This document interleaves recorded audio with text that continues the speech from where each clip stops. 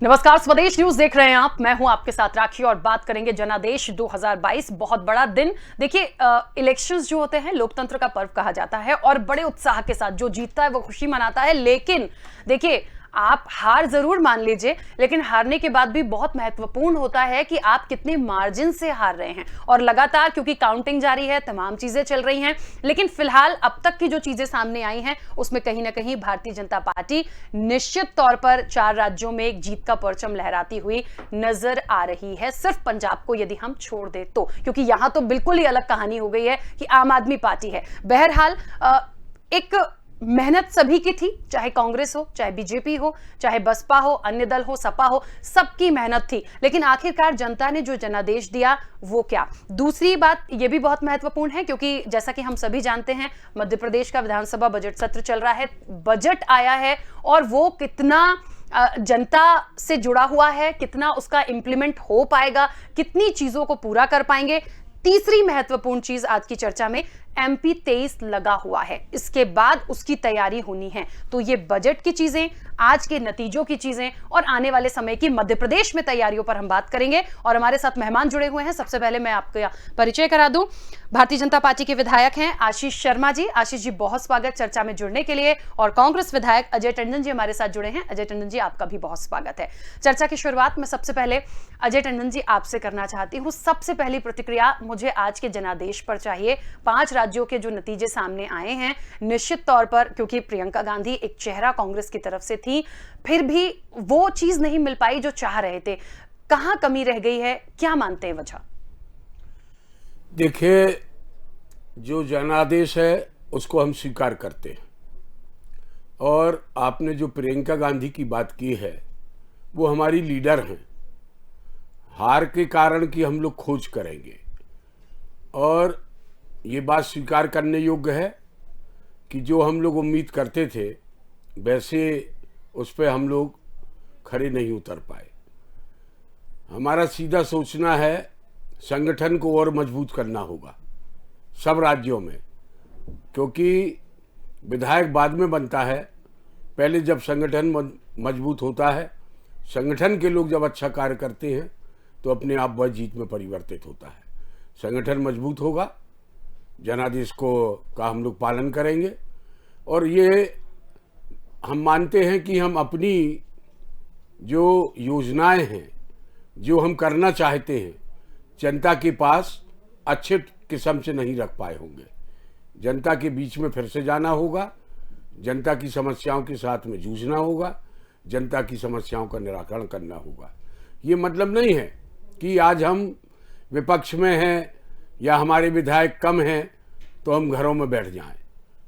आप निश्चित मानिए, आने वाला समय कांग्रेस के लिए एक अच्छा समय लेकर आएगा। भारतीय जनता पार्टी की जो जीत है, क्या मानते हैं, मोदी लहर काम करती है या वाकई में विकास काम किया है? भारतीय जनता पार्टी की जो जीत है वह मोदी लहर है, इस बात को स्वीकार करने लायक है। लेकिन कुछ कास्टिज्म का भी काम चल रहा है, जो कि भाजपा की एक रणनीति होती है, कास्टों को डिवाइड करके और किस प्रकार से वोट हासिल की जाए। उनका चुनाव का जो परिणाम आ रहा है वह इस बात को सिद्ध कर रहा है। ठीक है आशीष जी, निश्चित तौर पर एक मुझे लगता है बड़ा जनादेश है और कोई भी जीतता है तो निश्चित तौर पर सभी की मेहनत होती है, जैसा मैंने पहले कहा। क्या लगता है जितनी महत्वपूर्ण जिम्मेदारी दोबारा से मिली है, खास तौर पर उत्तर प्रदेश की मैं बात करूं तो दोबारा से वो जिम्मेदारी उस स्टेट में मिलना बहुत बड़ी बात होती है। कितना खरा उस पर उतरेंगे? बहुत सारी वादे थे, बहुत सारी बातें थी जो कुछ अधूरी भी थी, उनको पूरा करने की मुझे लगता है एक अब रणनीति जो है कि आने वाले समय के लिए वो कर पाए। भारत देश की राजनीति में उत्तर प्रदेश जैसे राज्य का बहुत बड़ा महत्व है।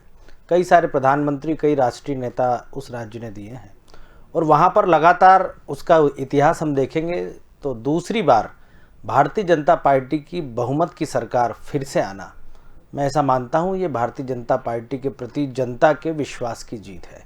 पूरे विपक्ष का सामना भारतीय जनता पार्टी ने एकजुटता के साथ किया।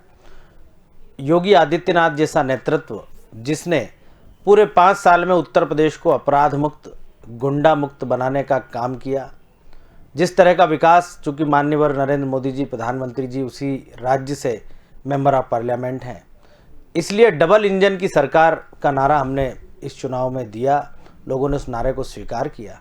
और निश्चित ही आप आज से 10 साल पहले जब आप उत्तर प्रदेश जाते थे, बनारस की क्या स्थिति थी, गंगा के घाटों पर क्या होता था, लेकिन योगी जी ने विकास भी वहाँ पर दिया है। अपराध मुक्त उत्तर प्रदेश की दिशा में आगे बढ़े हैं। लोगों ने सुशासन देखा है, लोगों का भय कम हुआ है, आतंक का राज समाप्त हुआ है। और मैं ऐसा मानता हूँ कि इस चुनाव के दूरगामी परिणाम भारत की राजनीति में होंगे ही।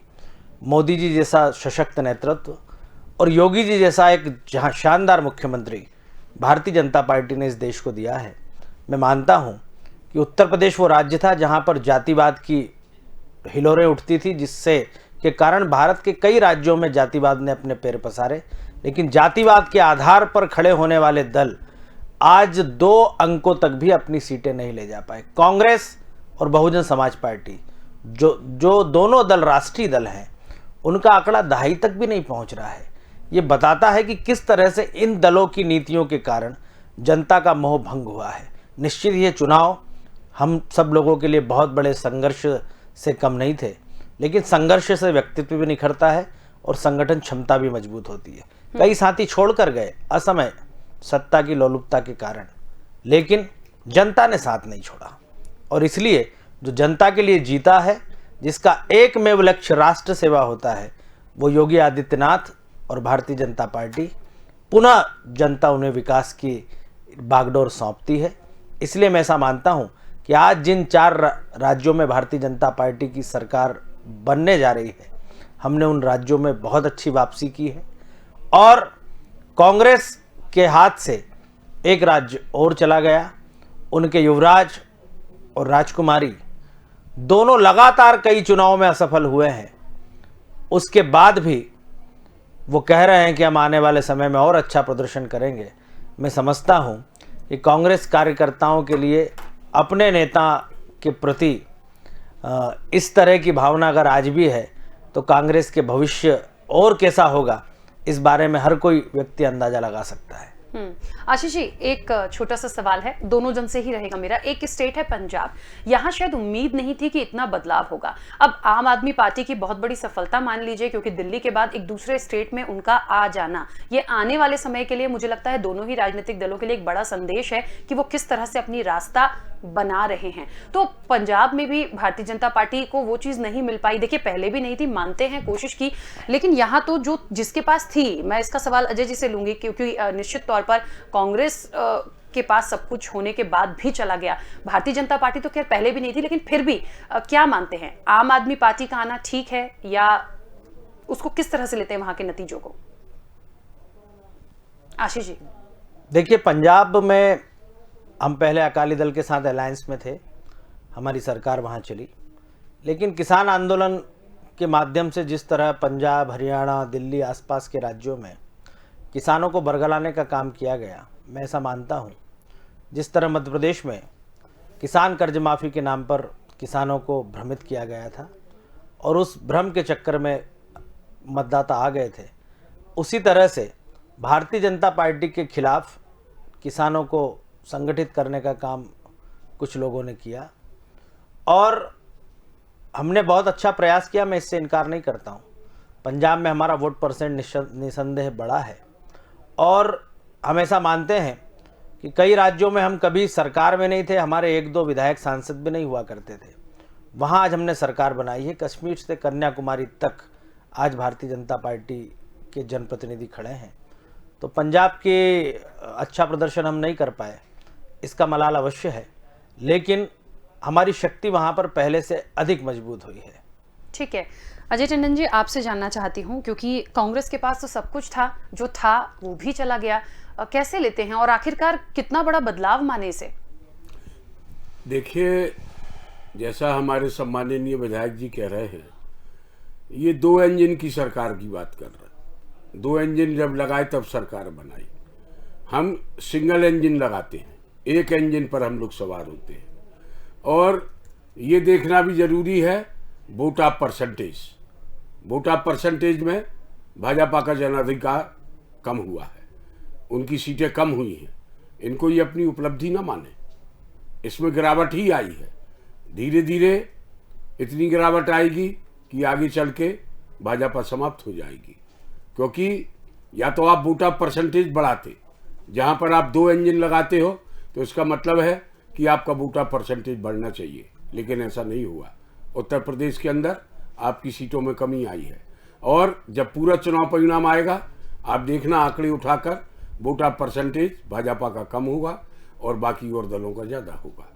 ठीक है, चलिए एक सवाल और है। जिस तरह से हमने देखा कि बजट सत्र लगातार जारी है, काफी हंगामा भी हम देख रहे हैं, बजट तो आखिरकार आ गया, कांग्रेस बहुत ज्यादा संतुष्ट नहीं दिखी है। संतुष्ट सिर्फ इसलिए नहीं है क्योंकि विपक्ष में है, या फिर ऐसा लग रहा है कि जो बहुत ज्यादा महत्वपूर्ण बातें थी वो छोड़ दी गई हैं? अजय जी। आप मध्य प्रदेश के बजट की बात कर रहे हैं? जी। मध्य प्रदेश का जो बजट है, मैं पूरे बजट सेशन में रहा, देखिए वहाँ कहीं से भी ये नहीं लग रहा अच्छी शिक्षा चाहिए तो मध्य प्रदेश के बाहर जाओ, अच्छी नौकरी चाहिए तो मध्य प्रदेश के बाहर जाके नौकरी करो। ऐसे में जो हमारा लाखों प्रति वर्ष, मेरे ख्याल से अगर आंकड़ों को उठाकर देखें तो 5 से 7 लाख युवा जो पढ़ाई करके निकल रहा है वह बेरोजगार हो रहा है। कहीं से भी रोजगार की बात नहीं हुई कि इनको रोजगार कहाँ से मिलेगा। आप देखिए अभी किसानों की कर्ज माफ़ी की बात कहीं पे भी नहीं है, किसानों को रिलैक्सेशन कहाँ से होगा ये कहीं पे नहीं है, व्यापारियों को कहाँ से छूट मिलेगी ताकि जो बढ़ती हुई कीमतें हैं वह कैसे कम हो, ये कहीं से भी दिखाई नहीं देता। कहने का आशा ये है कि ये एक बजट जो है मध्य प्रदेश का, अन्य राज्यों की बात नहीं कर रहा हूँ, मध्य प्रदेश के अंदर डायरेक्ट फाइट होती है, कांग्रेस वर्सेस भाजपा, भाजपा वर्सेस कांग्रेस। कहने का मतलब ये है कि ये जो बजट पेश किया गया है वह कहीं से भी गरीब लोगों को, आम लोगों को कहीं से भी कोई सहूलियत नहीं दे रहा। साथ ही साथ आप देखिए कई चीज़ों में मध्य प्रदेश नंबर 1 पर है। उसमें हम आपको उदाहरण के रूप में कह सकते हैं, बलात्कार के मामले में मध्य प्रदेश नंबर 1 पर, महिलाओं की बात करें, महिलाओं के अत्याचारों के ऊपर मध्य प्रदेश नंबर 1 पर। हर चीज में जहां मध्य प्रदेश का नाम ऊपर उठना चाहिए वहां पर मध्य प्रदेश का नाम हमेशा से बदनाम हो रहा है। आप देखिए सीएम राइस, आप सीएम राइस में करोड़ों रुपया खर्च कर रहे हैं शिक्षा के क्षेत्र में, लेकिन आप कई स्कूलों को बंद कर रहे हैं। आप सीएम राइस की बात तो करते हैं, लेकिन क्या वह सुविधाएं हैं जहां से कि हमारा युवा अच्छी पढ़ाई करके निकले? आप मेडिकल कॉलेज खोलने की तो घोषणा करते हैं, आपने अन्य जिलों में मेडिकल कॉलेज खोला, लेकिन हमारे दमोह जिले का नाम अभी भी नहीं है। मैं इस बात को इसलिए भी कह रहा हूं क्योंकि अभी हाल ही में जब चुनाव हुआ था तो माननीय मुख्यमंत्री महोदय ने दमोह में मेडिकल कॉलेज खुलेगा इसकी एक भूमि पूजन भी किया था। ना भूमि का पता है ना किसी चीज का पता है। चलिए ठीक है, मुझे कहने दीजिएगा कुछ, चलिए ठीक है, लेकिन आप देखिए अस्पतालों के आपने भवन तो बना दिए, आपने सागर में मेडिकल कॉलेज तो खोल दिया, क्या वह सारी सुविधाएं हैं जो एक आम गरीब को, एक आम मरीज को चाहिए? आप भवन बना दें, उससे क्या होने वाला है? डॉक्टरों की सुविधा दीजिए, वहाँ पर आप ऐसा कुछ सिस्टम रखिए कि गरीब लोगों का इलाज हो सके। आपने आयुष्मान कार्ड तो जारी कर दिया कि 5 लाख रुपए तक का इलाज फ्री, लेकिन बहुत सी अस्पतालों में उसकी सुविधा ही नहीं है, गरीब वहाँ भटकता रहता है। कहने का मतलब ये है कि जो बजट है वह आम गरीबों के हित का बजट नहीं है, यह बड़े लोगों का बजट है। ठीक है, जैसे कि बड़े लोगों ने बैठकर बजट को बना दिया हो। ठीक है आशीष जी, जितना मैं समझ पाई हूँ एक विपक्ष में होने के नाते, या जिस तरह से अजय जी भी बहुत सारी चीजें बोल रहे हैं, 2 बातें महत्वपूर्ण है। पहली बात तो ये कि जितनी चीजों के लिए जितना प्रावधान आपने किया है उसका इंप्लीमेंटेशन सही से हो। दूसरी चीज ये है कि जो कहा है वो करे भी। जैसे बहुत सारे एग्जाम्पल उन्हें दिए कि मेडिकल कॉलेज होना था, भूमि पूजन उस समय पे किया गया, आज भूमि का ही पता नहीं है, तो जो कह रहे हैं वो कम से कम कर दे। भारतीय जनता पार्टी ने पिछले 3 कार्यकाल में मध्य प्रदेश के विकास का जो आधारभूत ढांचा विकसित किया था उसके सकारात्मक परिणाम अब सामने आने लगे हैं। बिजली में हम सरप्लस पहुंच गए हैं। सड़कें आप देखिए मध्य प्रदेश की कितनी अच्छी हैं। कनेक्टिविटी पूरे भारतवर्ष से 6 नेशनल हाईवे हमारे यहाँ से और नए निकलने जा रहे हैं। नर्मदा एक्सप्रेस वे हमारे यहाँ स्वीकृत हुआ है। लाडली लक्ष्मी लगभग 41 लाख हमारे मध्य प्रदेश में है। और सरकार ने इस बजट में तीर्थ दर्शन जैसी योजना को फिर से चालू किया। 94.27% लोगों के आयुष्मान कार्ड बन चुके हैं। 1000 अस्पतालों को सरकार ने आयुष्मान का योजना के अंतर्गत इलाज कराने के लिए चिन्हित किया। सीएम राइज स्कूल अपने तरह की ऐसी संकल्पना है जिसमें बच्चों को आने जाने के परिवहन से लेकर किसी भी निजी शिक्षण संस्थान से कमतर सुविधाएं नहीं मिलेगी। जहां गरीब परिवार का बच्चा पढ़कर यह महसूस कर सकेगा कि मैं आज सर्वोत्तम शिक्षण संस्थान में पढ़ाई कर रहा हूं। इसलिए मध्य प्रदेश को आत्मनिर्भर प्रदेश और एक स्वर्णिम मध्य प्रदेश बनाने की संकल्पना जो माननीय मुख्यमंत्री जी और भारतीय जनता पार्टी ने देखी है, गांव गरीब किसान की बात, रोटी कपड़ा मकान और जीने का सम्मान, यही भारतीय जनता पार्टी की सरकार के विकास का मूल मंत्र है। और बजट सरकार पहले भी लेती आई है और उन्हीं चीज़ों को हम आगे बढ़ा रहे हैं जिसमें बहुत अच्छा काम हो चुका है और हम और आगे तक ले जाना चाहते हैं। सिंचाई क्षमता में वृद्धि मध्य प्रदेश की सरकार कर रही है। किसानों की खाद्यान्न का उपार्जन हम कर रहे हैं। लगभग 5 करोड़ के आसपास आबादी को मध्य प्रदेश में हम 1 रुपये किलो गेहूं चावल खाने के लिए दे रहे हैं। प्रधानमंत्री आवास के लिए 10,000 करोड़ की राशि का प्रावधान इस बार के बजट में किया गया है। प्रधानमंत्री सड़क जो कि गांवों के विकास की धुरी होती है, उसके लिए हमने बजट में बहुत बड़ा हिस्सा रखा है। मेडिकल कॉलेज खुलेंगे, शिक्षा की अच्छी व्यवस्था होगी। पेयजल मिशन जो जल जीवन मिशन माननीय प्रधानमंत्री जी का है, ग्रामीण क्षेत्रों में लगभग 35% से अधिक गाँव के घरों तक हम पानी पहुंचा चुके हैं। और आने वाले वित्तीय वर्ष में हम चाहते हैं कि 100% लक्ष्य इस योजना के अंतर्गत हासिल हो। स्मार्ट सिटी, मेट्रो रेल, ऐसे कई सारे काम है जो मैं आपको गिना सकता हूं। कांग्रेस का काम केवल विरोध करना है, लेकिन अच्छा मध्य प्रदेश हम बनाकर इस प्रदेश को भारत में नंबर 1 पहुंचाएंगे। जहां तक आज के चुनाव परिणामों की बात है, तो मैं टंडन जी को एक बात जरूर कहना चाहता हूं। वापसी करना अपने आप में बहुत कठिन होता है। बुलंदियों पे पहुंचना कमाल है, लेकिन बुलंदियों पे ठहरना भी बड़ी बात हुआ करती है। हम वापस उस प्रदेश को जीते हैं जहां पर सबसे ज़्यादा विरोधियों के आक्रमण हमने सहन किए हैं, लेकिन उसके बाद भी जनता ने हमारे कामों को सराहा है। यही लोकतंत्र में सबसे बड़ा परिणाम होता है। रिजल्ट हमारे पक्ष में आया है, इसका मतलब हमने पढ़ाई अच्छी की थी, प्रश्नों के उत्तर भी अच्छे से दिए थे, इसलिए हमारे अंक अच्छे आए हैं। आप विचार कीजिए कि क्या कारण है आप पूरी तरह से अनुत्तीर्ण हुए हैं, पूरी तरह से नकार दिए गए हैं। आत्ममंथन कीजिए कि आपकी पार्टी की ये हालत आज क्यों हुई है। ठीक है अजय जी, निश्चित तौर पर इसका जवाब भी दीजिएगा। और एक बहुत महत्वपूर्ण सवाल है, आने वाले समय में हम 2023 की यदि बात करें तो मध्य प्रदेश का भी एक बहुत बड़ा चुनाव है और ये निश्चित तौर पे उसकी दिशा तय करेगा। अभी के जो नतीजे आए हैं, तमाम स्टेट के बजट भी आ चुका है, ये तमाम चीजें हैं जो 23 में बहुत महत्वपूर्ण भूमिका निभाएंगी, एक दिशा दिखाती हैं। कांग्रेस की क्या तैयारी रहेगी, कांग्रेस कैसे इन चीजों को निकालेगी? देखिए, अपन बात मध्य प्रदेश की कर रहे हैं, अन्य प्रदेशों की नहीं कर रहे हैं। मध्य प्रदेश के अंदर कांग्रेस की सरकार बनी थी और जनमत कांग्रेस को मिला था, कांग्रेस ने सरकार बनाई थी। वह सरकार कैसे गिराई गई? खरीद बतौर करके गिराई गई और भाजपा काबिज हो गई। लेकिन जनता ने आदेश कांग्रेस को दिया था। अन्य प्रदेशों में मध्य प्रदेश की भौगोलिक स्थिति, मध्य प्रदेश में कांग्रेस के काम करने की स्थिति में बहुत अंतर है। कांग्रेस हमेशा गरीबों के साथ खड़ी रहती है।